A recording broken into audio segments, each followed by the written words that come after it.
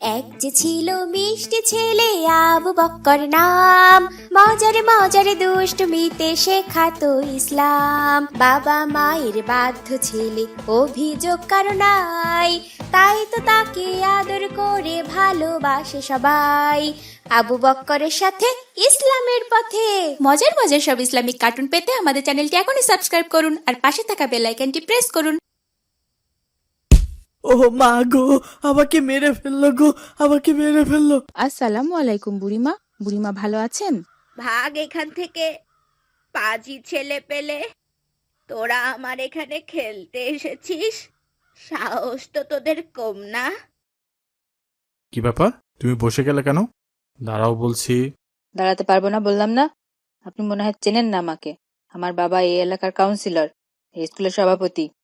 আপনি আমাকে শাস্তি দিচ্ছেন, এটা যদি আমার বাবা জানে, আপনি কিন্তু এই স্কুলে আর চাকরি করতে পারবেন না। তুমি স্যারকে হুমকি দাও?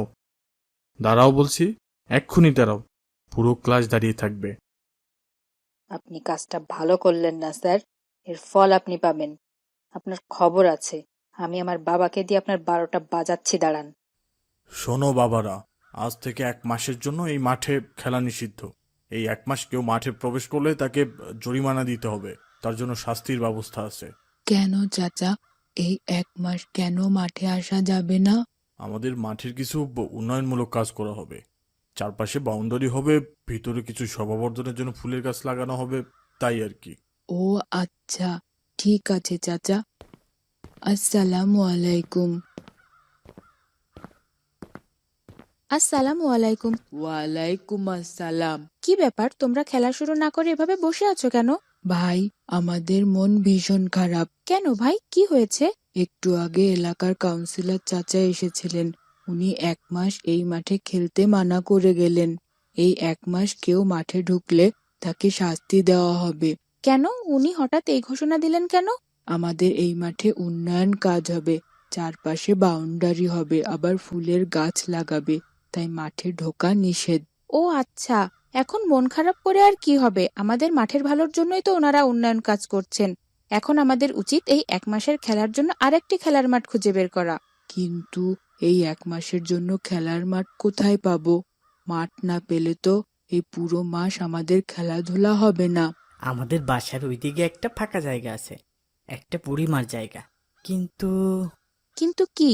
ওখানে আমরা এর আগে খেলতাম, তখন ফাঁকা পড়েছিল। ওই জায়গার মালিক বুড়িমা তখন ছিলেন না, কিন্তু বুড়িমা আসার পর থেকে আর খেলতে দেয় না আমাদের। ওই বুড়ি অনেক দুষ্ট বুড়ি। কেন, ওখানে কি বুড়িমার কোনো ক্ষেত আছে, খেললে নষ্ট হবে এমন? না, কিছুই নেই, কিন্তু সবাই বলে ওই বুড়িমা অনেক হিংসুক, কাউকে দেখতে পারে না, সবার সাথেই ক্যাস ক্যাস করে অনেক, একা একা থাকে। ওনার তো আর আত্মীয় স্বজন কেউ নেই, বাসাতে একা একাই থাকে। আচ্ছা, আগামীকাল বিকালে আমরা বুড়িমার ওখানে যাব, ওনাকে আমরা বুঝিয়ে বলবো আমরা তো শুধু 1 মাসের জন্যই ওখানে খেলতে চাই। আচ্ছা ভাই, আগামীকাল আমি তোমাদের নিয়ে ওইখানে যাব ইনশাআল্লাহ। ইনশাল্লাহ। আজ তাহলে মাগরিব নামাজ আদায় করে বাসায় যাই, চলো। আচ্ছা, আমিও তাহলে তোমাদের সাথেই নামাজ আদায় করে বাসায় যাই। আচ্ছা ভাই। তোমাদের নামাজ আদায় করতে এত সময় লাগলো? আমি তো সেই কখন থেকে দাঁড়িয়ে আছি, হুজুর নামাজ শেষ করেছে তারপরেই বের হয়ে দাঁড়িয়ে আছি। কেন, তুমি ফরজের পর সুন্নত নামাজ আদায় করনি ভাই? না তো, আমি সুন্নত নামাজ তেমন একটা আদায় করি না, মাঝে মাঝে করি। কি বলো, কেন? সুন্নত নামাজও তো অনেক গুরুত্বপূর্ণ ভাই। আমার বড় ভাইয়া বলেছেন শুধু ফরজ নামাজ আদায় করলেই হয়, সুন্নত না পড়লেও চলে। ভাইয়াও তো সুন্নত নামাজ আদায় করেন না সব সময়। কিন্তু ভাই, কিয়ামতের দিন কারো ফরজ নামাজে ঘাটতি থাকলে সুন্নত নামাজ দ্বারা সেই ঘাটতি পূরণ হবে। আর আমাদের তো ফরজ নামাজে অনেক সময় ঘাটতি থেকেই যায়, তাই আমাদের বিনা কারণে কখনো সুন্নত ছেড়ে দেওয়া ঠিক না। তাছাড়া আমাদের রাসূল সাল্লাল্লাহু আলাইহি ওয়াসাল্লাম সর্বদা সুন্নত আদায় করতেন, আর সাহাবাদেরও সবসময় আদায় করতে তাগিদ দিয়েছেন। আমি দুঃখিত ভাই, এইটা তো জানতাম না। এরপর আর সুন্নত নামাজ আদায় করতে গাফিলতি হবে না ইনশাআল্লাহ। আচ্ছা ভাই, এইবার চলো বাসায় যাই, আগামীকাল সময় মতো চলে এসো। আচ্ছা ভাই, ইনশাআল্লাহ। আসসালামু আলাইকুম। ওয়ালাইকুম আসসালাম।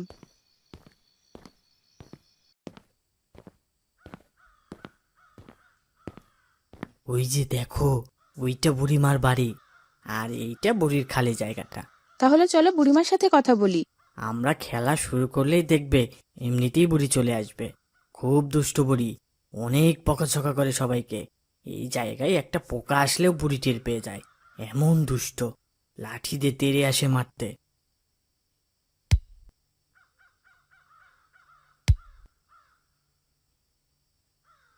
কে রে? এখানে কে খেলে? আমার জায়গায় খেলতে এসেছে কে? কোন পাজি ছেলেরা? আসসালামু আলাইকুম বুড়িমা। বুড়িমা ভালো আছেন? ভাগ এখান থেকে, পাজি ছেলে পেলে। তোরা আমার এখানে খেলতে এসেছিস? সাহস তো তোদের কম না। বুড়িমা, আমাদের খেলার মাঠ 1 মাসের জন্য বন্ধ থাকবে, এই জন্য এই 1 মাস আপনার এখানে একটু খেলার অনুমতি দিবেন? আমার জায়গায় তো আমি কাউকে খেলতে দেব না। এখান থেকে চলে যাও বাপু। আমি আমার জায়গায় কাউকে ঢুকতে দেব না। বুড়িমা, আমরা আপনার কোনো ক্ষতি করব না, খুব সাবধানে খেলবো। আমাদের আর কোনো খেলার জায়গা নেই, শুধু তো 1 মাসেরই ব্যাপার, এরপর তো আমাদের মাঠেই খেলবো ইনশাল্লাহ।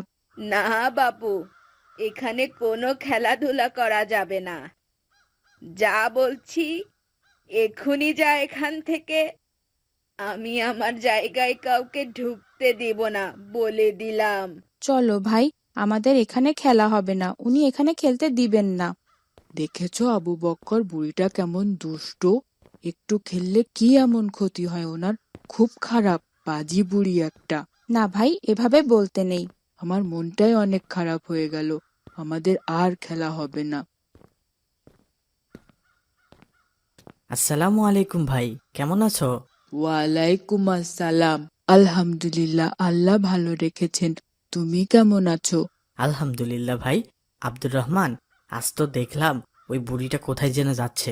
অনেক দিন খেলাধুলা হয় না, চলো আমরা আজকে ওই বুড়ির ওইখানে খেলতে যাই। বুড়ি তো বাসায় নেই আজ। তাই? আচ্ছা চলো যাই, এখনই চলো।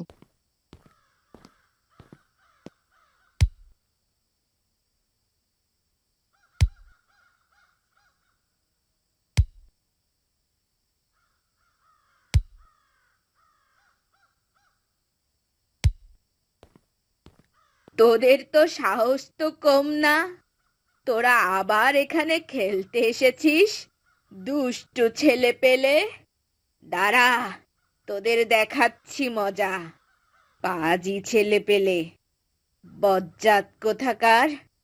আমি নেই বাড়িতে, আর আমার এখানে খেলতে এসেছে। পালাও পালাও, বুড়ি এসেছে, তাড়াতাড়ি পালাও, বুড়ি এসেছে, বুড়ি এসেছে। দেখেছো কি দুষ্টু বুড়ি, আর একটু হলেই আমাদের লাঠি দিয়ে পেটাতো।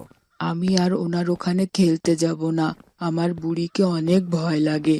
কেমন ভয়ানক ভাবে আমাদের দিকে লাঠি নিয়ে তেড়ে আসে। কি দুষ্টু!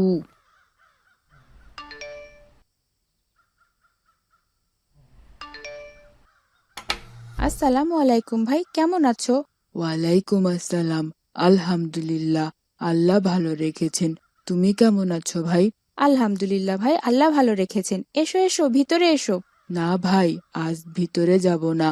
আমরা তোমাকে খেলতে নিয়ে যেতে এসেছি এখন। কিন্তু আমাদের তো খেলার জায়গা নেই ভাই, এখন কোথায় খেলবে? সেই বুড়ির ওখানে আমরা তো 3-4 দিন থেকে খেলছি। বুড়িমা কিছু বললেন না? উনি খেলতে অনুমতি দিয়েছেন? না ভাই, উনি তো এই কয়দিন আমাদের বকা দিতে আসেন নাই। এর আগে একদিন গিয়েছিলাম, তারপর আমাদের লাঠি দিয়ে তাড়িয়ে দিয়েছিল। কিন্তু এই 3-4 দিন উনি আমাদের আর তাড়াতে আসেন না। কোনো খোঁজ নেই বুড়ির। আচ্ছা, আমি মাকে একটু বলে আসি, তোমরা একটু অপেক্ষা করো। আচ্ছা ভাই।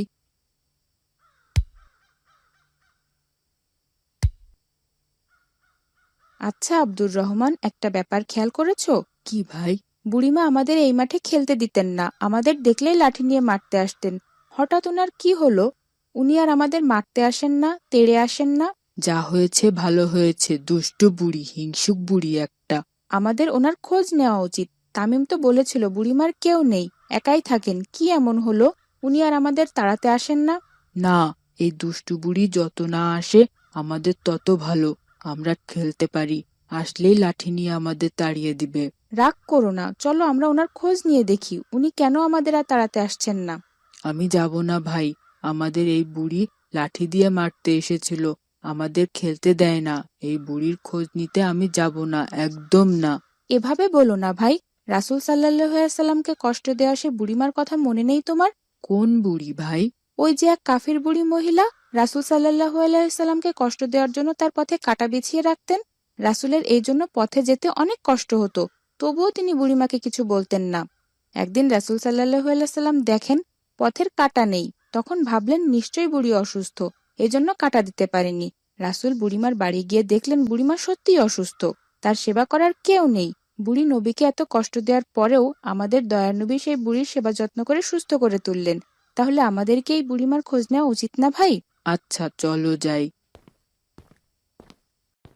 আল্লাহ গো, আমাকে বাঁচাও আল্লাহ, গা পুড়ে যায় গো, আমি আর পারি না।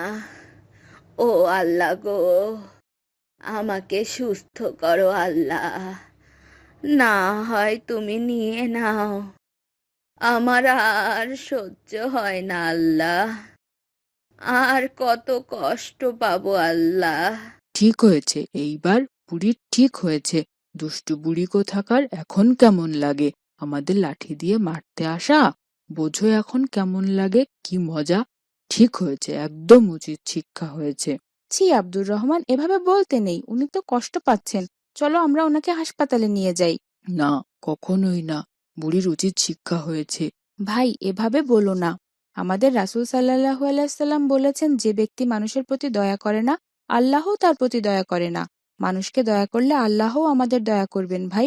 উনি আমাদের সাথে খুব খারাপ আচরণ করেছেন, কিভাবে আমাদের তাড়িয়ে দিল মনে নেই? পচা বুড়ি একটা। ভাই এসব ভুলে যাও। একজন মুমিন ব্যক্তি সবসময় মানুষের খেদমতে নিয়োজিত থাকে। আমাদের রাসূল সাল্লাল্লাহু আলাইহি সাল্লাম নির্দেশ দিয়েছেন, তোমরা ক্ষুধার্তকে খাদ্য দাও আর অসুস্থ ব্যক্তিকে সেবা করো। আমাদের নবী মানব সেবার অন্যতম দৃষ্টান্ত রেখে গেছেন। তিনি কোনো ছোট বড়, ধনী গরিব, মুসলিম অমুসলিম কাউকে সহযোগিতা থেকে বিরত থাকেননি। তার দয়া মায়া সহানুভূতি থেকে চরম শত্রুও কখনো বঞ্চিত হতো না। আমরা সেই নবীর উম্মত হয়ে এত নির্মম হওয়া কি উচিত আমাদের? ভাই সব ভুলে তাড়াতাড়ি ওনাকে হাসপাতালে নিয়ে যাই, চলো। ঠিক আছে, চলো ভাই। তাড়াতাড়ি করো ভাই, তাড়াতাড়ি। বুড়িমা, আপনার শরীর এখন কেমন লাগছে? এখন অনেকটাই ভালো বাবা, তোমরা যা করলে এই কয়দিন, রাত নেই দিন নেই, সারাক্ষণ আমার সেবা করলে বাবা, তোমরা না থাকলে যে কি আমার হতো। সব আল্লাহর দয়া বুড়িমা, আমরা তো ছিলাম মাত্র। আলহামদুলিল্লাহ, আল্লাহ আপনাকে সুস্থ করে তুলেছেন।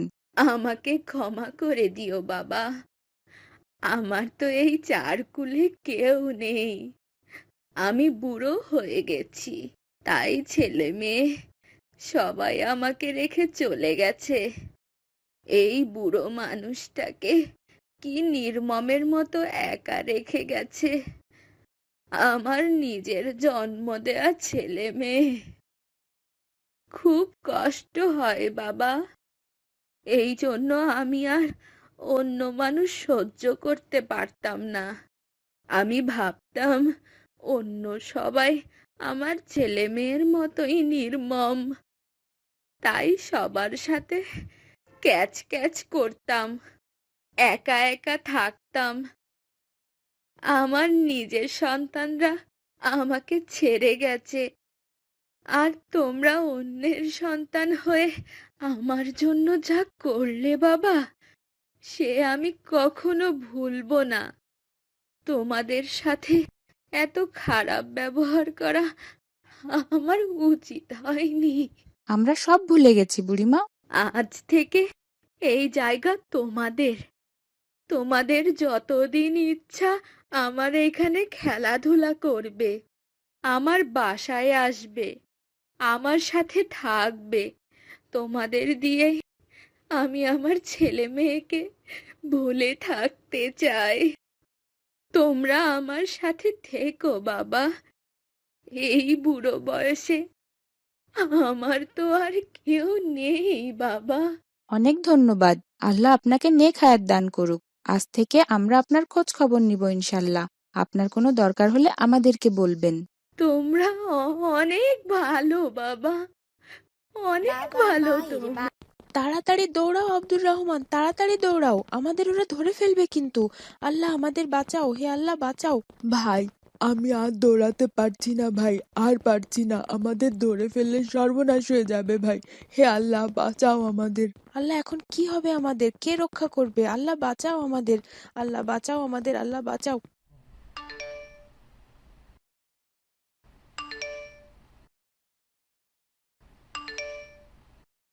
মা, দরজা খুলছে না কেন? এত কলিং বেল দিচ্ছি। আল্লাহ তাআলা, তাড়াতাড়ি দরজাটা খুলে দাও, আল্লাহ বাঁচাও আমাদের, হে আল্লাহ। তাড়াতাড়ি বাসার ভিতরে ঢুকতে না পারলে তো আমাদের ধরে ফেলবে ভাই। কি যে হবে আল্লাহ, বাঁচাও আল্লাহ, আমাদের বাঁচাও।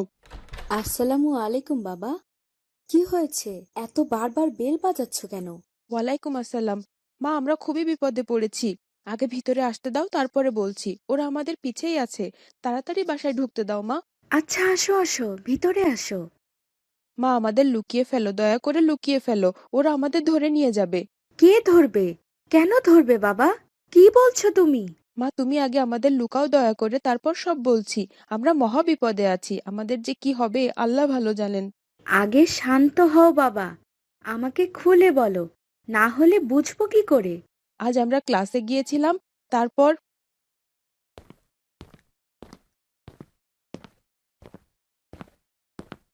আমাদের ব্যাগ কই? আব্দুর রহমান, দেখো সামনের বেঞ্চে আমাদের ব্যাগ নেই। হ্যাঁ ভাই, আমরা তো মাত্রই বাইরে গেছি, এখনই ব্যাগ কোথায় গেল? আমাদের ব্যাগ এখান থেকে কে সরালো ভাই? আমরা তো কিছুক্ষণ আগেই ব্যাগ রেখে গেছি। তোদের ব্যাগ পিছনে দেখ। পিছনে কেন? কে সরিয়েছে ব্যাগ? আমি সরিয়েছি, কোনো সমস্যা? এখন থেকে আমি এখানেই বসবো, তোরা পিছনে বস গিয়ে। কিন্তু আমরা তো সবার আগেই এসেছি ভাই, এই জন্যই তো প্রথম বেঞ্চে বসেছি। তুমি পরে এসে কেন প্রথম বেঞ্চে বসতে চাচ্ছ? আমার ইচ্ছা তাই। তোরা ব্যাগ রেখে বাইরে গেছিলি কেন? এখন পিছনে বস। ভাই, তুমি কিন্তু অন্যায় করছো। স্যার বলেছিলেন ক্লাসে যে আগে আসবে সে সবার সামনে বসবে। আমি আর আব্দুর রহমান সবার আগে এসেছি। তোমার কি উচিত হয়েছে আমাদের ব্যাগগুলো পিছনে দেওয়া? আজ থেকে আমি সামনেই বসবো, যখন ইচ্ছা তখন এসে বসবো সামনে। তোরা পিছনে বসলে বসবি, না বসলে নাই। তুমি কিন্তু অন্যায় করছো, যেটা নিয়ম সেটা তো মানতে হবে। শুধু শুধু আমাদের পিছনে উঠিয়ে দিচ্ছ কেন? আমার ইচ্ছা তাই। যা ভাগতে এখান থেকে। তুমি যখন যা ইচ্ছা তাই করবে, কোনো নিয়ম মানবে না? সামনে বসতে হলে সবার আগে এসে বসতে হবে, আমাদের পরে এসে আমাদের পিছনে উঠিয়ে দিয়ে সামনে বসবে, আর আমাদের সেটা মানতে হবে? এত সহজ সবকিছু? হ্যাঁ সহজ, তোরা যা পারিস কর। আমার কিন্তু প্রচন্ড রাগ হচ্ছে, আমাকে রাগাবে না বলে দিলাম। তোকে রাখালে কি হবে? কি করবি? আমাকে ধাক্কা দিলি? এত বড় সাহস! স্যার চলে আসবে এখন, না হলে দেখিয়ে দিতাম। বিকালে মাঠে খেলতে আসিস, তারপর দেখিস তোর কি করি। যা যা যা, ভাগ এখন। দেখবো কি করিস, আমার কিছুই করতে পারবি না। বিকেলে মাঠে যাব, তোর সাহস থাকলে সামনে আসিস, দেখিয়ে দিব। তুই আমাকে রাগ উঠালি না? এইবার বুঝবি, শুধু মাঠে একবার এসে দেখিস। আজ তামিম মাঠে আসুক, তারপর দেখব। ও আমাদের প্রথম বেঞ্চ থেকে তুলে দিয়েছে, আবার আমাকে ধাক্কা দিয়েছে। আমার অনেক রাগ হচ্ছে আবু বক্কর। থাক, বাদ দাও ভাই। এরপর এরকম করলে আমরা স্যারকে বলবো। স্যার তো আগেই বলে দিয়েছেন যে আগে আসবে সে প্রথম বেঞ্চে বসবে। না, আমার প্রচন্ড রাগ হচ্ছে। আমরা ক্লাসে আগে যেও প্রথম বেঞ্চে বসতে পারলাম না আজ ওর জন্য। না থাক ভাই, শুধু শুধু ঝগড়া করে লাভ নেই। এরপর এরকম করলে আমরা স্যারকে বলে দিব। আবু বক্কর, আজ আমি তোমার কথা একদম শুনবো না বলে দিলাম। আমার ওর উপরে অনেক রাগ উঠেছে। আবু বক্কর, ওই দেখো তামিম আসছে, এইবার ওকে মজা দেখাবো। আব্দুর রহমান, বাদ দাও না ভাই, শুধু শুধু আমরা কেন ঝামেলা করি? না, ওর উপর আমার অনেক রাগ হচ্ছে, রাগে গা জ্বলছে। ওর কিছু না করা পর্যন্ত আমার রাগ কমবে না একদম। তোদের মাঠে আসলাম, সাহস থাকলে এবার কি করবি কর দেখি। তোর তো সাহস কম না? তুই ক্লাসে আমাদের ব্যাগ পিছিয়ে দিয়ে আবার আমাদের মাঠেই খেলতে আসছিস। আমার এরকমই সাহস। তোর সাহস থাকলে আমাকে কিছু করে দেখা, দেখি কেমন সাহস। তুই আমার সাহস দেখতে চাস? দেখাবো সাহস। তুই আমাদের মাঠে এসে আমাদের সাহস দেখতে চাচ্ছিস? তোমরা দুজনেই থামো। এত ছোট ব্যাপার নিয়ে তোমাদের এত রেগে যাওয়া ঠিক হচ্ছে না। ছোট একটা ব্যাপার নিয়ে এভাবে ঝগড়া করছো কেন তোমরা? দয়া করে থামো। আমি আজকে ওর সাহস দেখবো, ও আমাকে দেখে নিতে চায়, তো বড় সাহস ওর। তুই আমার সাহস দেখবি তো, তোকে আমার সাহসটাই দেখাবো আজ। যা এখান থেকে। তুই আমাকে ধাক্কা দিলি, আমার গায়ে হাত দিলি, যা ভাগ। ও মা গো, আমাকে মেরে ফেললো গো, আমাকে মেরে ফেললো। আব্দুর রহমান, তুমি এটা কি করলে? তুমি তামিমের মাথা ফাটিয়ে দিলে ভাই। এখন কি হবে? ভাই, আমার রাগ হয়ে গিয়েছিল, আমি বুঝতে পারিনি ওর মাথা ফেটে যাবে। এটা আমি কি করলাম? এটা তো একদমই ঠিক হলো না ভাই। ওকে হাসপাতালে নিতে হবে এখনই। তুমি পাগল হয়েছো? ওকে এখন হাসপাতালে নিতে গেলে আমাদের সবাই দেখে ফেলবে, ধরে ফেলবে পুলিশ। আমাদের এখনই এখান থেকে পালাতে হবে। ওকে এভাবে ফেলে রেখে যাব? যা হয় হবে, আগে ওকে বাঁচাতেই হবে। নিজে বাঁচতে চাইলে পালাও, সবাই আসার আগে পালাও। ওই যে পুলিশের গাড়ির শব্দ শোনা যায়, আমাদের দিকেই আসছে মনে হয়। তাড়াতাড়ি দৌড়াও আবু বক্কর। আমাকে বাঁচাও ভাই, আমাকে রেখে যেও না, আমাকে বাঁচাও। ওর কথা শুনো না ভাই, তাড়াতাড়ি দৌড় দাও এখনই। মা, আব্দুর রহমান তামিমের মাথা ফাটিয়ে দিয়েছে, তারপর আমরা দৌড়ে পালিয়েছি। তোমরা তো খুব ভয়ানক এক কাজ করে ফেলেছো বাবা। খালাম্মা, আমার অনেক রাগ উঠেছিল তখন। আমি ইচ্ছা করে করিনি, রাগের বশে করেছিলাম। বাবা, রাগ মারাত্মক এক মানবিক ত্রুটি। আমাদের কোনো অবস্থাতেই রাগ করা উচিত না। সূরা আল ইমরানের 134 নম্বর আয়াতে বলা হয়েছে, যারা সুখে দুঃখে আল্লাহর রাস্তায় অর্থ সম্পদ ব্যয় করে এবং যারা রাগ দমন করে ও অন্যের দোষ ত্রুটি মাফ করে দেয়, এই ধরনের সৎ লোকদের আল্লাহ অত্যন্ত ভালোবাসেন। আল্লাহর ভালোবাসা পেতে হলে আমাদেরকে অবশ্যই রাগ কমাতে হবে বাবা। তাছাড়া আমাদের রাসূলুল্লাহ সাল্লাল্লাহু আলাইহি সাল্লাম বলেছেন, যে রাগের সময় নিজেকে সামলে নিতে পারে সেই প্রকৃত বীর। তামিম অকারণেই আমাদের ব্যাগ পিছনে দিয়েছিল, এই জন্য অনেক রাগ হয়েছিল। আমাদের সাথে অন্যায় করে আবার বড় বড় কথা বলছিল। আমাদের কোনো অবস্থাতেই রাগ করা উচিত না বাবা। এক ব্যক্তি নবীজি সাল্লাল্লাহু আলাইহি সাল্লামকে বললেন, আপনি আমাকে ওসিয়ত করুন। তিনি বললেন, তুমি রাগ করো না। ওই ব্যক্তি কয়েকবার তা বললেন। নবীজি সাল্লাল্লাহু আলাইহি সাল্লাম প্রতিবারই বললেন, রাগ করো না। আমাদের প্রায় অধিকাংশ পাপের জন্ম হয় রাগ থেকে। আজকের এই যে এত বড় একটা দুর্ঘটনা ঘটে গেল শুধুমাত্র রাগের জন্য। রাগ শয়তানের একটা ধোঁকা ছাড়া আর কিছুই না বাবা। আমার যখন রাগ হয় তখন একদম কিছু চিন্তা করতে পারি না, কোনোভাবেই রাগ কমাতে পারি না খালাম্মা। রাগ হলে রাগ দমনের জন্য নবীজি সাল্লাল্লাহু আলাইহি ওয়াসাল্লাম আউযু বিল্লাহি মিনাশ শাইতানির রাজিম পড়তে বলেছেন। রাসূল সাল্লাল্লাহু আলাইহি সাল্লাম আরও বলেছেন, যদি তোমাদের কেউ দাঁড়ানো অবস্থায় রাগান্বিত হয়ে পড়ে তবে তার উচিত বসে পড়া। যদি তার রাগ কমে যায় তবে ভালো, না হলে তার উচিত শুয়ে পড়া। যেভাবেই হোক আমাদেরকে রাগ নিয়ন্ত্রণ করা উচিত বাবা। রাগের জন্যই কিন্তু আজ এত বড় একটা অন্যায় করে ফেলেছো।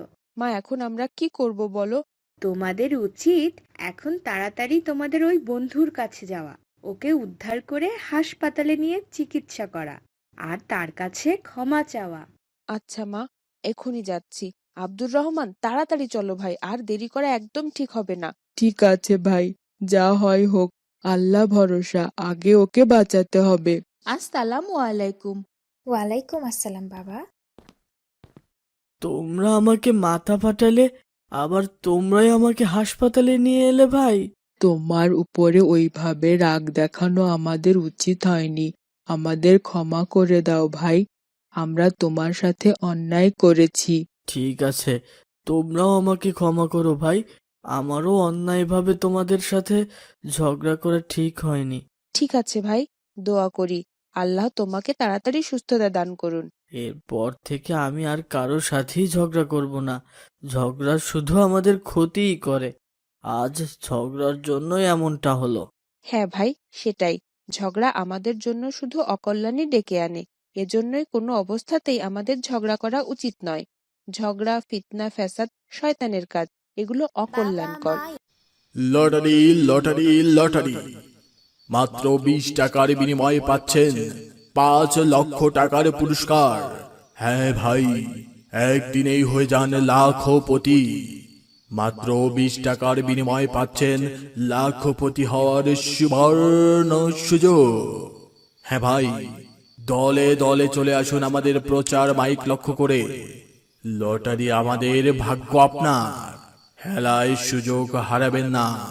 ভাই ও বোনেরা, দলে দলে চলে আসুন আর পরীক্ষা করুন আপনার ভাগ্যকে। সুবর্ণ সুযোগ, সুবর্ণ সুযোগ। আসসালামু আলাইকুম আব্দুর রহমান, কেমন আছো ভাই? ওয়ালাইকুম আসসালাম। আল্লাহ ভালো রেখেছেন। তুমি কেমন আছো? আলহামদুলিল্লাহ, আল্লাহ ভালো রেখেছেন। তোমরা কোথায় গিয়েছিলে আর তোমাদের হাতে ওটা কি? এটা একটা লটারির টিকিট। আমরা 20 টাকা দিয়ে লটারি কিনেছি। আগামীকাল বিকেলে এটা ড্র হবে। যে লটারি জিতবে সে 5 লক্ষ টাকা পুরস্কার পাবে। এত টাকা? কি বলো? এত টাকা তো আমি কোনোদিন একসাথে চোখেই দেখিনি। তাহলে তো লটারি জিতলে সে লাখপতি হয়ে যাবে। হ্যাঁ ভাই, সেটাই তো। আমার এক মামাতো ভাই গত পরশুদিন একটা লটারি জিতেছে। সে তো মহা খুশি। একদিনে 5 লক্ষ টাকা পেয়েছে। একদিনে 5 লক্ষ টাকা? ওরে বাবা, জিততে পারলে তো মা বাবাও অনেক খুশি হয়ে যাবেন। হ্যাঁ ভাই, 5 লক্ষ টাকা। ভেবে দেখো, একবার লটারি জিতলে হয়, বাড়িতে সবাই কত খুশি হবে। আব্দুর রহমান, তাহলে চলো আমিও একটা লটারির টিকিট কিনি। যদি একবার পেয়ে যাই, কি যে আনন্দ হবে। আচ্ছা ভাই, তোমার কাছে কি টাকা আছে এখন? হ্যাঁ আছে, বাবা 20 টাকা দিয়েছিলেন আইসক্রিম খাওয়ার জন্য, ওটা দিয়েই কিনতে পারি। আচ্ছা, চলো যাই। Lottery, lottery, lottery. এই তো ভাই, আর মাত্র কয়েকটি টিকিট বাকি আছে। এক্ষুনি চলে আসুন, পরীক্ষা করুন আপনার ভাগ্যকে। হ্যাঁ ভাই, এক্ষুনি আসুন, আসুন, আসুন, আসুন। আসসালামু আলাইকুম চাচা, আমাকে একটা টিকিট দিন। ওয়ালাইকুম আসসালাম। এই নিন টিকিট। চাচা, এটা ড্র কখন হবে? আগামীকাল বিকেল 5টায় উত্তর মহল্লায়। ঠিক আছে চাচা, আসসালামু আলাইকুম। ওয়ালাইকুম আসসালাম। Lottery, lottery, lottery. এই তো ভাই। আবু বক্কর, আমার মনে হয় এই লটারিটা তুমি এইবার জিতবে। সেটা তো জানি না, আল্লাহ জানে সব। তুমিও হতে পারো। আল্লাহ ভরসা, দেখা যাক কি হয়। লটারি পেলে তো আমি অনেক খুশি হব। 5 লক্ষ টাকা, একবার ভেবে দেখো কত টাকা। ইস, আল্লাহ, যদি পেতাম কি যে মজা হতো। হ্যাঁ ভাই, সবার আগে বাবা মার কাছে নিয়ে যেতাম। দেখা যাক, আল্লাহ ভরসা। আমার তো আর সারা রাত ঘুম হবে না ঠিকঠাক। কাল কখন ড্র হবে সেই চিন্তায়। আমি তো স্বপ্নেও দেখবো এই লটারি। হ্যাঁ ভাই, চলো এইবার বাসায় যাই, সন্ধ্যা হয়ে যাচ্ছে। আচ্ছা ভাই। মা, মা, আসসালামু আলাইকুম মা। ওয়ালাইকুম আসসালাম। কিছু বলবে আবু বকর? মা, তুমি কি আমাকে এখন নাস্তা দিতে পারবে? আমি একটু বাইরে যেতে চাচ্ছিলাম। হ্যাঁ বাবা, অবশ্যই। তুমি খাওয়ার ঘরে বসো, আমি নাস্তা নিয়ে আসি। কিন্তু মা, আমি তো আসরের নামাজ আদায় করিনি। তাহলে আমি নামাজ শেষ করি, তুমি নাস্তা বানাতে থাকো। আচ্ছা বাবা, ঠিক আছে। মা, এখনো নাস্তা হয়নি? আমার একটু তাড়াতাড়ি বাইরে যেতে হবে। তুমি তো বললে আছর নামাজ আদায় করে তারপর নাস্তা খাবে। এত তাড়াতাড়ি তোমার নামাজ শেষ হয়ে গেছে বাবা? হ্যাঁ মা, হয়েছে। আজ দ্রুত নামাজ শেষ করেছি একদম। শুধু অজু করেই একবারে কয়েক মিনিটে নামাজ শেষ করে ফেলেছি। তাই? কিন্তু আমাদের আবু বক্কর বাবাটার তো তাড়াহুড়ো করে নামাজ শেষ করা ঠিক হয়নি। মা, আমার তো আজকে একটু জরুরি কাজ আছে বাইরে, এজন্যই তো তাড়াহুড়ো করে শেষ করেছি নামাজ। কিন্তু বাবা, নামাজের চেয়ে বেশি জরুরি কোনো কাজ নেই আমাদের জন্য। তুমি যেটা করেছো সেটা নামাজের প্রতি একটা উদাসীনতা। মা, আজকে তো বাইরে একটু কাজ ছিল, তাই এমন হয়েছে। একটু তাড়াহুড়ো করে নামাজ পড়ে ফেলেছি। হ্যাঁ বাবা, আমি জানি তো আমাদের আবু বকর কত ভালো বাচ্চা। কিন্তু বাবা, মহান আল্লাহ নিজে কোরআনে বলেছেন, তোমরা নামাজের প্রতি যত্নবান হও আর আল্লাহর সন্তুষ্টির জন্য একান্ত অনুগত অবস্থায় নামাজে দাঁড়াও। তিনি আরো বলেছেন, যারা নামাজে বিনয় ও একাগ্রতা অবলম্বন করে তারা নিশ্চিতভাবেই সফল হয়। এই জন্য আমাদের ধীরে সুস্থে সুন্দরভাবে নামাজ আদায় করা উচিত বাবা। আচ্ছা মা, এরপর ধীরে সুস্থে সুন্দর করে মহান আল্লাহ তাআলার সন্তুষ্টির জন্য নামাজ আদায় করব ইনশাল্লাহ। আচ্ছা বাবা, এবার নাস্তা করে বাহিরে যাও। জি আচ্ছা। তাড়াতাড়ি চলো ভাই, লটারির ড্র আবার শুরু না হয়ে যায়। কি যে হবে! আমি তো গতকাল রাতে স্বপ্ন দেখেছি আমি লটারি জিতে গেছি, আমার অনেক টাকা হয়ে গেছে। আমি একটা সাইকেল কিনেছি, একদম তোমার মতো। কি যে সুন্দর! দেখা যাক, আল্লাহ ভরসা। আমি তো বাসাতে বাবা মাকে কিছুই বলিনি। আজ যদি পেতাম তাহলে একবারে নিয়ে সারপ্রাইজ দিতাম। 5 লক্ষ টাকা! একবার ভাবো, এতগুলো টাকা পেলে তো কত কিছু করা যাবে। আর আমরা না পেয়ে অন্য কেউ তো পেতে পারে। হ্যাঁ, তা ঠিক বলেছ। আমরা শুধু শুধু আমাদের চিন্তা করছি। তাড়াতাড়ি চলো, আবার শুরু হয়ে যাবে। আর অল্প কিছুক্ষণের মধ্যেই আমাদের পুরস্কার বিজয়ীর নাম ঘোষণা করা হবে। কিছুক্ষণের মধ্যেই আমরা একজন লাখপতিকে দেখতে পাবো। আর অল্প কিছুক্ষণের অপেক্ষা মাত্র। সেই মহেন্দ্র খন কে হবে লাখপতি? কে হবে লাখপতি? দেখতে চোখ রাখুন আমাদের স্ক্রিনে। আমরা এখন আমাদের আজকের বিজয়ীর নাম ঘোষণা করব। সবাই সবার লটারি নাম্বার মিলিয়ে দেখুন কে হচ্ছেন আজকের বিজয়ী। হ্যাঁ ভাই, দেখতে পাচ্ছেন আমাদের স্ক্রিনে নাম্বারটি ভেসে উঠেছে। কার কপালে 5 লক্ষ টাকা? ভালো করে মিলিয়ে নিন, ভালো করে মিলিয়ে ফেলুন আপনার নাম্বারটি। 5, 7, 3, 2, 1 কিনা মিলে গেলেই লাখপতি। আব্দুর রহমান, দেখেছো? আমার নাম্বার মিলে যাচ্ছে, একদম ওই নাম্বারটা। 5, 7, 3, 2, 1। আলহামদুলিল্লাহ, আলহামদুলিল্লাহ, আমি পেয়ে গেছি আব্দুর রহমান, আমি পেয়ে গেছি, একেবারে মিলে গেছে। হ্যাঁ ভাই, তাই তো, এটাই তো সেই নাম্বার। ভাই, তুমি তো 5 লক্ষ টাকা জিতে গেছো। 5 লক্ষ টাকা! হ্যাঁ ভাই, আলহামদুলিল্লাহ, আলহামদুলিল্লাহ। এই মাত্র আমাদের বিজয়ীর নাম পেয়েছি। তার নাম আবু বক্কর। আজকের 5 লক্ষ টাকা আবু বক্করকে দেওয়া হচ্ছে। ছোট্ট আবু বক্কর এখন 5 লক্ষ টাকার মালিক। আমরা কিছুক্ষণের মধ্যেই তার হাতে আমাদের পুরস্কার তুলে দিব। আমাদের আজকের ভাগ্য বিজয়ী আবু বক্কর, আবু বক্কর, আবু বক্কর। ভাই আবু বক্কর, আজ তো তোমার বাসায় সবাই অনেক খুশি হবে। আমার কাছে তো স্বপ্নের মতো লাগছে। তুমি আজ 5 লক্ষ টাকা জিতেছো। আলহামদুলিল্লাহ, আলহামদুলিল্লাহ। তাড়াতাড়ি বাসায় চলো, তুমি অনেক ভাগ্যবান ভাই। হ্যাঁ ভাই, আমি কখনো কল্পনাও করিনি আমি 5 লক্ষ টাকার লটারি জিতে যাব। আমার কাছেও অবিশ্বাস্য মনে হচ্ছে, 5 লক্ষ টাকা। আবু বক্কর, এই আনন্দে তুমি আমাদের বার্গার খাওয়াবে কিন্তু। আচ্ছা, ইনশাল্লাহ খাওয়াবো। আগে চলো বাবা মাকে দেখাই আমি কত টাকা লটারি জিতেছি। বাবা মা যে কি পরিমাণ খুশি হবেন। হ্যাঁ ভাই। বাবা, বাবা, দেখো কি এনেছি। আসসালামু আলাইকুম। ওয়ালাইকুম আসসালাম। কি হয়েছে বাবা, তোমার গলায় ফুলের মালা কেন? বাবা, আমি আজ 5 লক্ষ টাকা জিতেছি। 5 লক্ষ টাকা। কি বলো? কিভাবে জিতেছ? কই টাকা? এই তো বাবা, এখানে 5 লক্ষ টাকা আছে। 5 লক্ষ টাকা তো অনেক টাকা বাবা। তুমি কিভাবে জিতলে এই টাকা? বাবা, একটা লটারিওয়ালা চাচার কাছে 20 টাকা দিয়ে লটারি কিনেছিলাম। তুমি আইসক্রিম কেনার টাকা দিয়েছিলে যে, সেই টাকা দিয়ে। সেই 20 টাকার লটারিতেই আজ আমি পুরস্কার পেয়েছি 5 লক্ষ টাকা।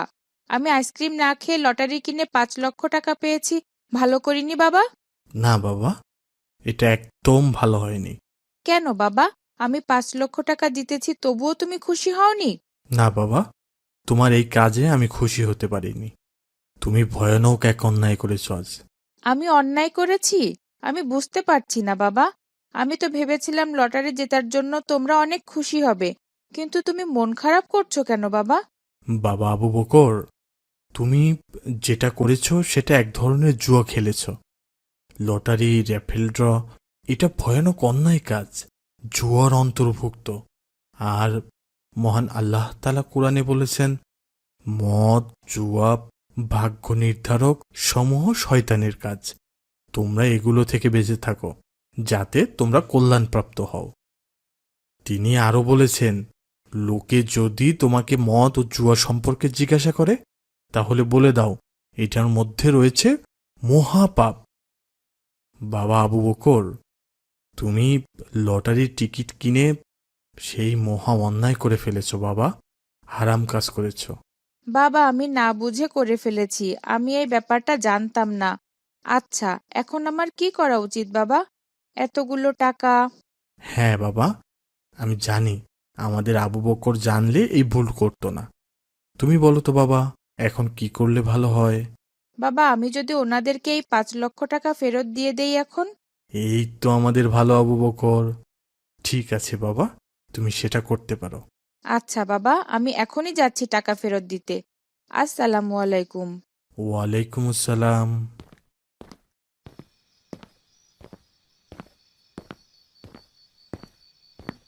আসসালামু আলাইকুম চাচা। ওয়ালাইকুম আসসালাম। কি হয়েছে আবু বকর, তুমি আবার ফিরে এলে কেন? চাচা, আমি আপনাদের লটারির সব টাকা ফেরত দিতে এসেছি। কেন বাবা, কোনো কি সমস্যা? চাচা, লটারি এক ধরনের জুয়া, তাই ইসলামে এটা হারাম। আমি হারাম কোনো কাজ করতে চাই না চাচা। এতগুলো টাকা এত ছোট মানুষ হয়ে পেয়েছো, সেই টাকা ফেরত দিচ্ছ? তোমার খারাপ লাগছে না বাবা? একটুও লোভ হচ্ছে না? যেটা হারাম সেটার জন্য লোভ হবে কেন? মহান আল্লাহ এটাকে হারাম করেছেন, আর আল্লাহর জন্য এই 5 লক্ষ টাকা কেন, হাজার হাজার কোটি টাকা নির্দ্বিধায় ত্যাগ করতেও আমার একবারের জন্য হাত কাঁপবে না, এক বিন্দু লোভও হবে না। আমি আল্লাহকে ভয় পাই চাচা, আমি আল্লাহর হারামকে ভয় পাই। আল্লাহু আকবার, আল্লাহু আকবার। তোমার কাছে আজ যা শিখলাম, এর পরে আর কখনো কোনো হারাম কাজ আমি করব না বাবা। তুমি এত ছোট মানুষ হয়ে আমাকে যা শিক্ষা দিলে, সেটা আমার পুরো জীবন মনে থাকবে বাবা।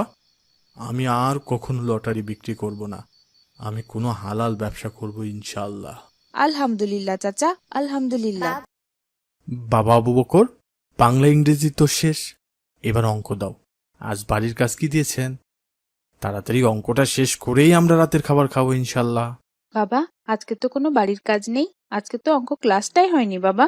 কেন বাবা, অঙ্ক ক্লাস তো রুটিনে ছিল, ক্লাস হলো না কেন? বাবা, আমাদের অঙ্ক স্যার নেই স্কুলে, এই জন্য হয়নি। কেন, স্যার কি ছুটিতে আছেন? না বাবা, স্যারকে স্কুল থেকে গতকাল বের করে দিয়েছে। বের করে দিয়েছেন মানে? কে বের করে দিল? আর কেন বের করে দিল কেন? বাবা, তুমি জানো আমাদের সাথে আমাদের এলাকার কাউন্সিলরের ছেলে পড়ে, ওই যে আদনান নাম। হ্যাঁ, চিনি তো, ওই যে একদিন তুমি আমার সাথে পরিচয় করে দিলে যে। হ্যাঁ বাবা, ওকে নিয়েই ঝামেলাটা হয়েছিল। ওকে নিয়ে আবার কি ঝামেলা? ও কি করেছে? গত পরশুদিন আমাদের অঙ্ক ক্লাস হচ্ছিল, তারপর। আজকে কে হোমওয়ার্ক আনোনি? দাঁড়িয়ে যাও। আমি গত ক্লাসে বলেছিলাম, এর পরের ক্লাসে যে হোমওয়ার্ক আনবে না তাদেরকে শাস্তি দেওয়া হবে, কারণ আজকের ক্লাসের হোমওয়ার্কটা অনেক গুরুত্বপূর্ণ। তোমরা হোমওয়ার্ক আনোনি? না স্যার, ভুলে গেছি। আদনান, বাবা, তুমি তো এর আগেও হোমওয়ার্ক আনোনি, কি সমস্যা হয়েছিল? এমনিতেই ভুলে গেছিলাম, তাই আনিনি।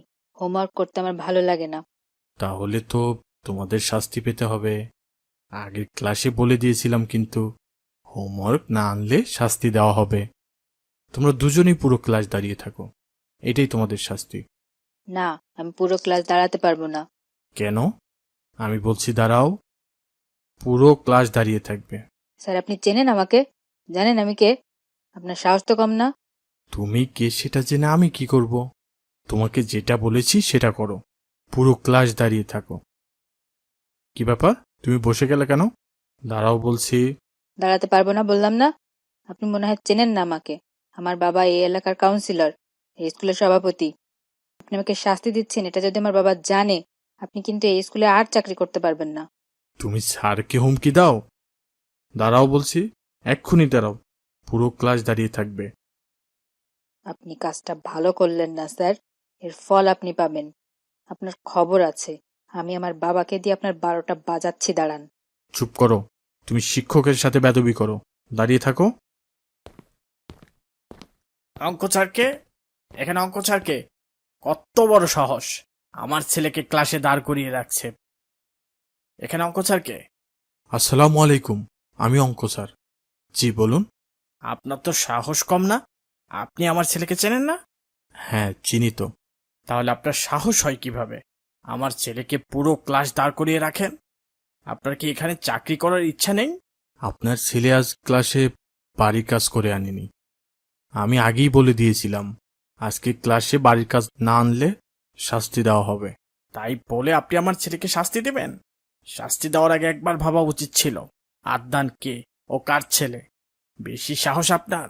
দেখুন, ক্লাসে কে কার ছেলে এইটা কোনো শিক্ষক কখনো চিন্তা করে না। ক্লাসে একজন শিক্ষকের কাছে তার সব ছাত্রই একই রকম, সবাই সন্তানের মতো। সব ছাত্রকে একজন শিক্ষক সমান চোখে দেখে। আপনি তো খুব বড় বড় কথা বলেন। আমি এই স্কুলের সভাপতি, আমার ছেলেকে আপনি শাস্তি দেন? এক্ষুনি বের হন, এক্ষুনি বের হন স্কুল থেকে। আগামী পরশু আপনাকে জুতার মেলা পরিয়ে স্কুল থেকে বের করে দেওয়া হবে। এক্ষুনি বের হন এখান থেকে। আপনি একজন শিক্ষকের সাথে খারাপ ব্যবহার করছেন, একজন শিক্ষককে এইভাবে অপমান করছেন। আপনি জানেন একজন শিক্ষকের মর্যাদা কতখানি? খুব বেশি কথা বলবেন না। আমার ছেলেকে ক্লাসে দাঁড় করিয়ে রাখার অপরাধে আগামী পরশুদিন আপনাকে জুতার মালা পরিয়ে স্কুল থেকে বের করে দেওয়া হবে। এটাই শেষ কথা, বলে দিলাম। আপনি সভাপতি ছেলেকে ক্লাসে দাঁড় করিয়ে রাখেন? কত বড় সাহস!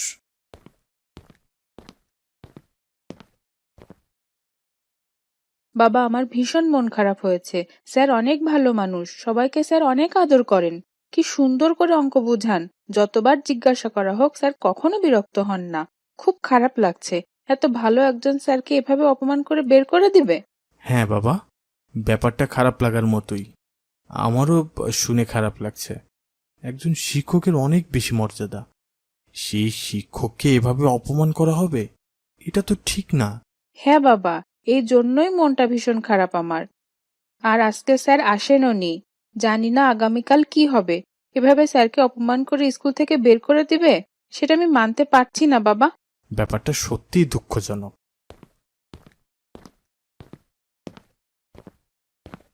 কিরে, তোর নাম কি আদনান?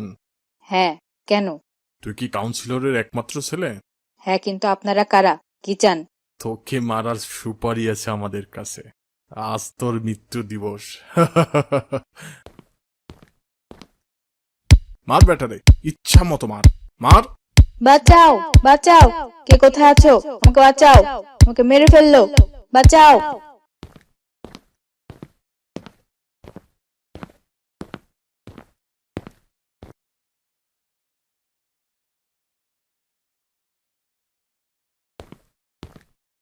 ডাক্তার, ডাক্তার, আমার ছেলে এখন কেমন আছে?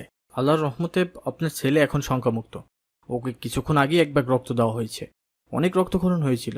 ইমিডিয়েটলি রক্ত না পেলে হয়তো সমস্যা হয়ে যেতে পারত। আল্লাহর অশেষ রহমতে হাসপাতালে আনার সাথে সাথে রক্ত দিতে পেরেছি, আলহামদুলিল্লাহ। স্যার, আপনি এখানে, আপনি এখানে কি করছেন? আপনাকে তো স্কুলে আজ জুতার মালা দেওয়া হবে। উনিই তো আপনার ছেলেকে হাসপাতালে নিয়ে এসেছেন। ওনার সাথে আপনার ছেলের রক্তের গ্রুপ মিলে যায়। উনি সাথে সাথে রক্ত না দিলে আপনার ছেলের কি হতো বলা কঠিন ছিল। ওনার ওসিলাতেই হয়তো আপনি আপনার ছেলেকে আজ ফিরে পেলেন।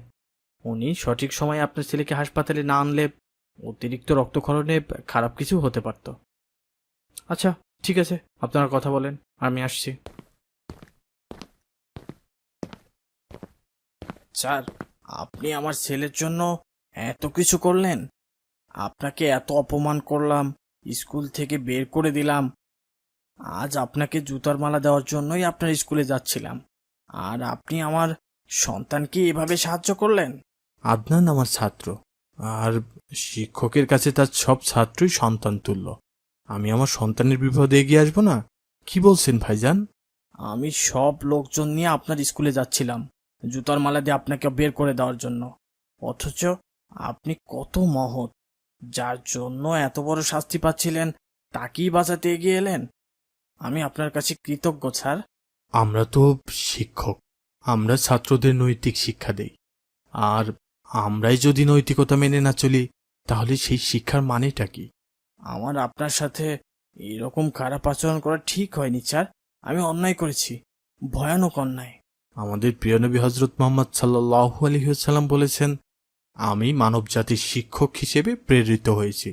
যেখানে আমাদের প্রিয় নবীকে আল্লাহ শিক্ষক হিসেবে পাঠিয়েছিলেন, তাহলে চিন্তা করুন একজন শিক্ষকের মর্যাদা কতখানি। স্যার, আমি তো এইভাবে ভেবে দেখিনি।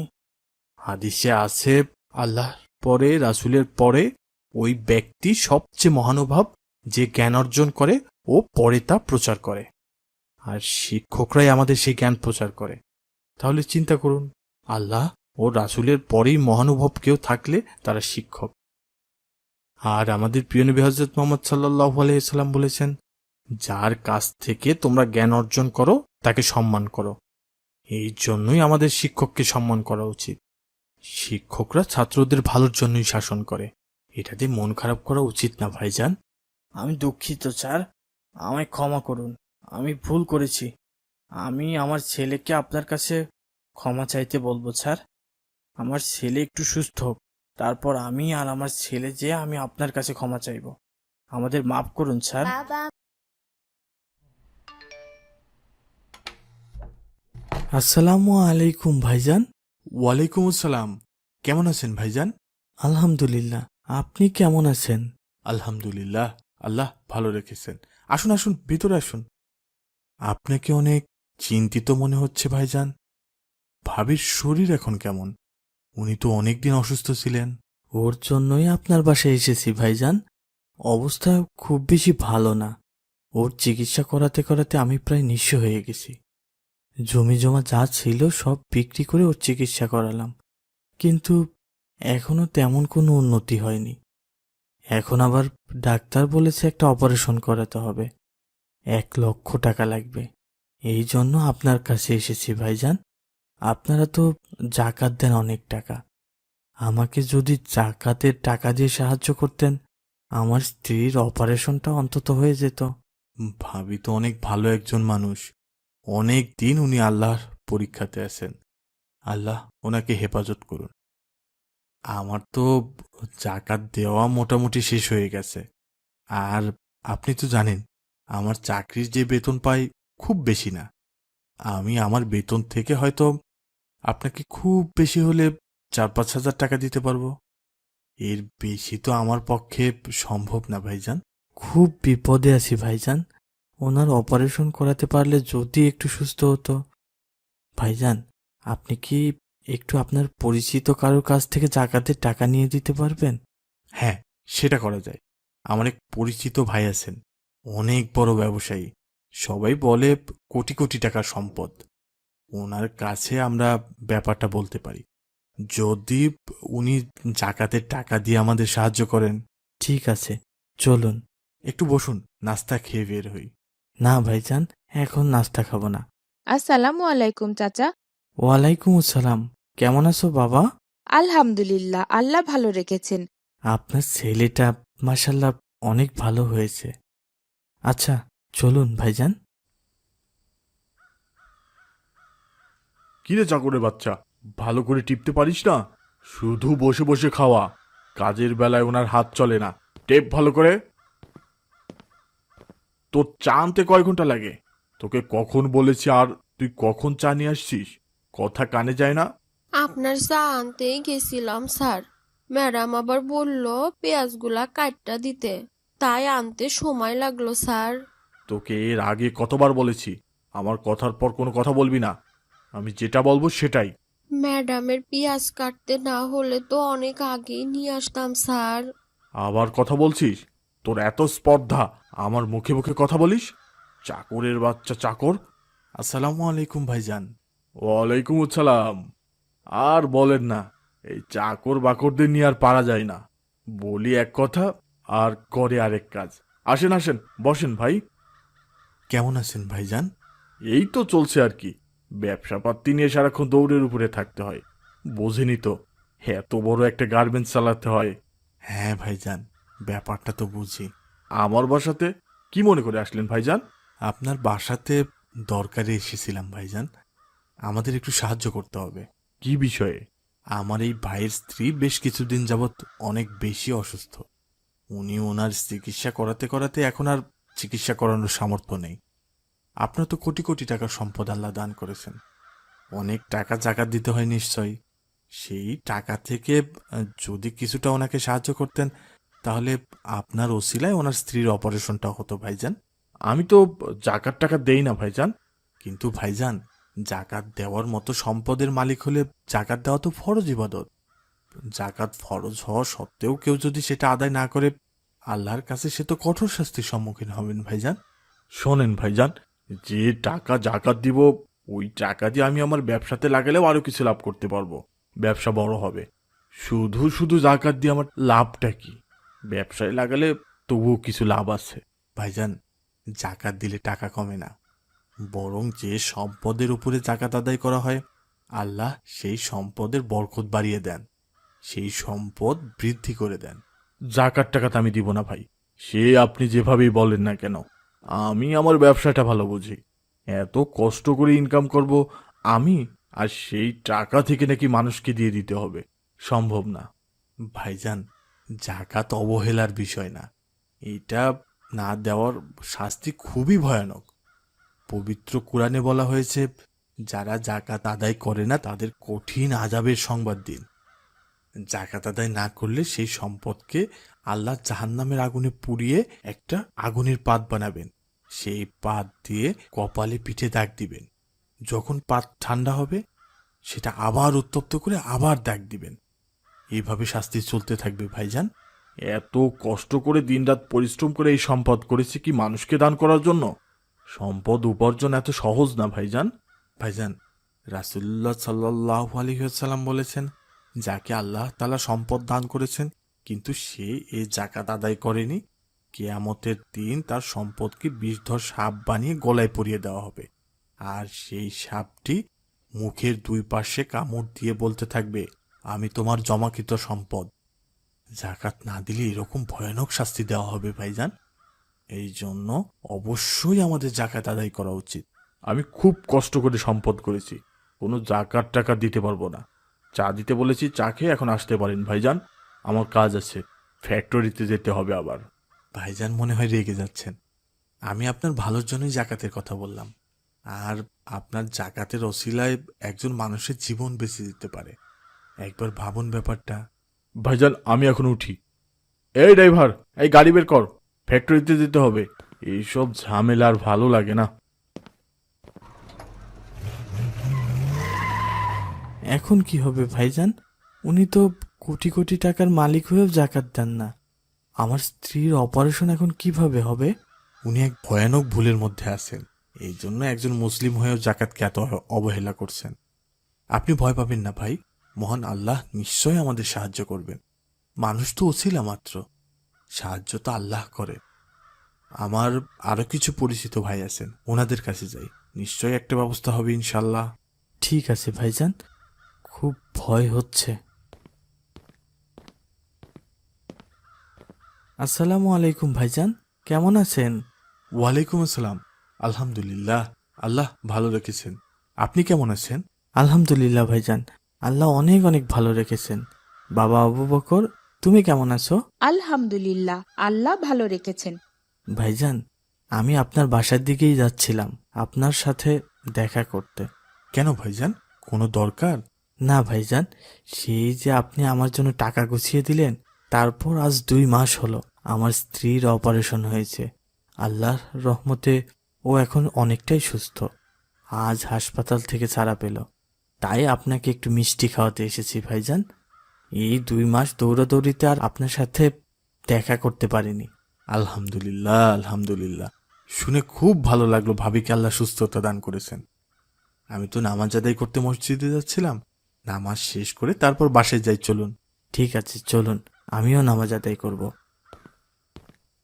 আমাকে কিছু সাহায্য করুন, আমি সকাল থেকে কিচ্ছু খাইনি, দয়া করে আমাকে কিছু সাহায্য করুন, দয়া করুন। আসসালামু আলাইকুম ভাইজান, আপনি এখানে? আপনি ভিক্ষা করছেন? আর এ কি অবস্থা আপনার? আপনি ভিক্ষা করছেন কেন? কি আপনি? আমি আপনাকে চিনি না তো। কিন্তু আমি আপনাকে ঠিক চিনতে পেরেছি। আমার ধারণা আপনিও আমাকে চিনতে পেরেছেন। আপনার কাছে জাকাতের টাকা চাইতে গিয়েছিলাম, আপনি আমাদের ফিরিয়ে দিয়েছিলেন। কিন্তু আপনি ভিক্ষা করছেন কেন? এত কোটি কোটি টাকার মালিক হয়েও ভিক্ষা করছেন ভাইজান? আমি এখন পথের ফকির। আমার যা ছিল সব শেষ ভাইজান, সব শেষ। আমার কোটি কোটি টাকা পুড়ে ছাই হয়ে গেছে ভাইজান। কি বলছেন? কি হয়েছে? আপনারা যেদিন আমার কাছে জাকাতের টাকার জন্য গিয়েছিলেন, তার পরের দিন আমার ফ্যাক্টরিতে আগুন লাগে, সব পুড়ে ছাই হয়ে যায়। ব্যাংকে যে টাকা ছিল সব টাকা ঋণের দায়ে ব্যাংক নিয়ে নিয়েছে, আর বাড়িটা ওরা নিলাম করে দিয়েছে ভাইজান। এখন আমার কিচ্ছু নেই। আমার অভাব দেখে স্ত্রীও আমাকে ছেড়ে চলে গেছেন ভাইজান। আমি এখন পথের ফকির, ভিক্ষা করি। আমি 2 হাত পেতে ভিক্ষা করি এখন। ভাইজান, হতাশ হবেন না। আল্লাহ তার বান্দাদেরকে সব দিয়ে আবার সব কেড়ে নিয়ে পরীক্ষা করেন। তার বান্দার তার উপরে কত আস্থা আছে সেটা দেখার জন্য, কত ধৈর্য ধরতে পারে। এগুলো হয়তো সব আমার পাপের ফল ভাইজান, সব আমার পাপের ফল। আল্লাহ আমাকে কোটি কোটি টাকা দিয়েছিলেন, কিন্তু আমি তার দেওয়া সেই টাকা ব্যয় করতে কৃপণতা করতাম। ফরজ ইবাদত ছিল জাকাত, সেটাও অস্বীকার করতাম। কি ভয়ানক পাপ করেছি! আল্লাহ হয়তো আমাকে সেটার শাস্তি দিচ্ছেন ভাইজান। ভাইজান থামুন, আল্লাহ হয়তো আপনাকে কোনো পরীক্ষা নিচ্ছেন। হতাশ হবেন না, নিশ্চয়ই আল্লাহ আপনাকে আবার সাহায্য করবেন। আবার শুরু করুন ব্যবসা। আমার আর কিছু নেই ভাইজান, আমি আর কিছু করতে পারবো না। কি দিয়ে শুরু করব, কিভাবে করব? আমি তো এখন পথের ফকির, পথে পথে ভিক্ষা করি। আমার থাকার জায়গাটাও আল্লাহ কেড়ে নিয়েছেন। ভয় পাবেন না, আল্লাহ চাইলে আমি আপনাকে সাহায্য করতে পারি। যেহেতু আপনার ব্যবসা জানা আছে, আপনাকে যদি আমি ব্যবসার মূলধন দেই তাহলে আপনি শুরু করতে পারবেন না? অবশ্যই পারবো, কিন্তু আপনি আমাকে সাহায্য করবেন? আপনাকে তো সেদিন আমি সাহায্য করিনি, তবুও আপনি আমাকে সাহায্য করবেন? আপনি হয়তো তখন একটা ভুলের মধ্যে ছিলেন, নিশ্চয়ই এখন আর ভুল করবেন না। হতে পারে আল্লাহ এই ওসিলায় আপনাকে সঠিক পথে নিয়ে এসেছেন। আমি আপনার জন্য মানুষের দরজায় দরজায় যাব, তাদের কাছে জাকাতের টাকা চাইব। আপনি সেই টাকা দিয়ে আবার ব্যবসা শুরু করবেন ইনশাআল্লাহ। অনেক অনেক ধন্যবাদ ভাইজান, অনেক ধন্যবাদ। আমি মানুষকে জাকাত দিতাম না, আর আজকে আমার সেই অন্যের জাকাতের টাকা দিয়েই নতুন ব্যবসা শুরু করতে হচ্ছে। এটাই বোধহয় কপালের লিখন। ইনশাল্লাহ এরপর আর কখনো এই ধরনের ভুল করব না ভাই। আল্লাহ তাওফিক দিলে আমি নিয়মিত জাকাত আদায় করব ইনশাআল্লাহ। আলহামদুলিল্লাহ ভাইজান, আলহামদুলিল্লাহ। বাবা মায়ের বাধ্য ছেলে, অভিযোগ কারো নাই। মজার মজার তাই সব তো ইসলামিক তাকে কার্টুন পেতে আমাদের আদর চ্যানেলটি করে এখনই সাবস্ক্রাইব করুন আর পাশে ভালোবাসে থাকা বেল সবাই। আইকনটি প্রেস করুন।